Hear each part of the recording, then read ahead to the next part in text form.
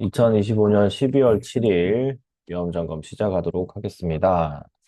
위험보다는 지금 트럼프가 긍정적인 행태를 했는데 로봇하고 그다음 자동차입니다. 그게 우리나라 시장한테 좋은 결과가 나올 것 같고요. 그걸 한번 보시면 될 것 같고 신용위험, 제2금융권 위험 리세션, 그다음에 경기 침체입니다. 리세션이 한국 기업 이게 같이 연결돼 있고 한꺼번에 움직일 수 있는데 아직 미국이 안 터지고 있기 때문에 우리는 지금 고난의 시간을 조금 가야 됩니다.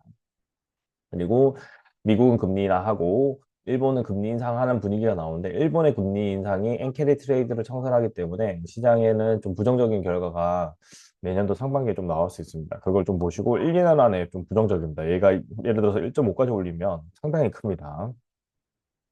자, 트럼프가 이제 마두로 이쪽에 베네수엘라 이제 공략을 하는데 마두로는 또 뭐라고 언급을 했어요. 그래서 이게 침공을 하게 되면 이제 부정적인 내용이 나오고요.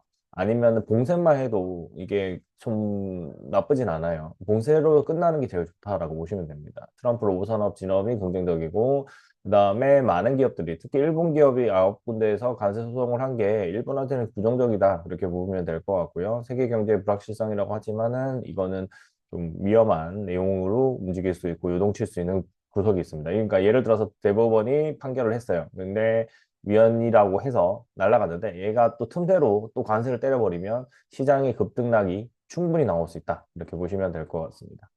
자, CDS는 20위까지 떨어졌는데 원달러 환율이 안 떨어지고 있어요. 이게 부정적인 거고 미국 투자 때문에 그렇다고 하는데 그거보다는 조금 원천적인 우리나라가 2.59%고 여기 미국이 사니까 미국의 금리가 내려와야 이게 정상화가 조금 된다. 그렇게 보시면 될 것 같고요.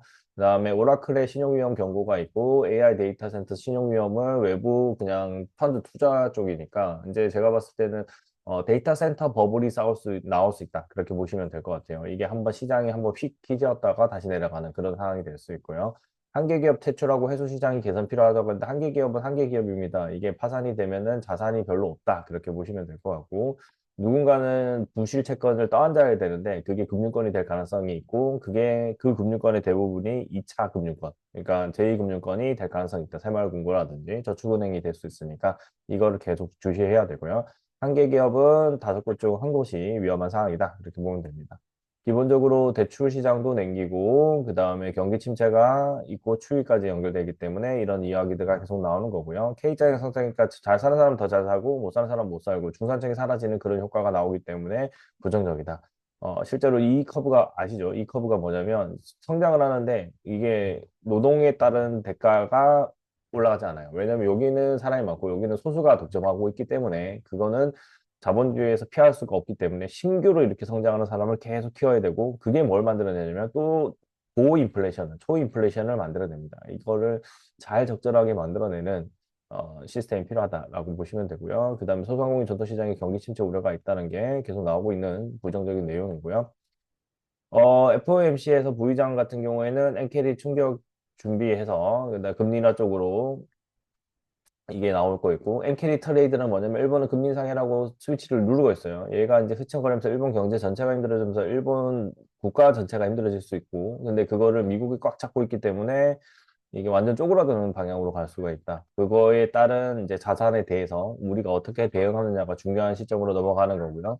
미국 금리나 인상 이게 그게 완전 다른 방향으로 가기 때문에 부정적으로 보면 되고요. 3.75면 정상금리가 됐다라고 미국 기준에서는 봐도 됩니다. 4도 정상인데 4랑 앞자리가 3인 거는 차이가 나기 때문에 미국의 대기업들 성장으로 봤을 때는 3만 원이나 숫자만 딱 달면은 미국은 정상이고 일본은 비정상인데 그걸 이제 돌려가는 거고 부채 비율도 이제 얘는 200%입니다. 엄청나게 높은 나라이기 때문에 성장성은 없고 이게 조금 위험한 구간으로 일본이 가고 있다는 거 꼭 기억하시면서 대응해 주시면 될 것 같습니다. 여기까지 위험 점검이고요. 다음 시간에 뵙도록 하겠습니다. 감사합니다.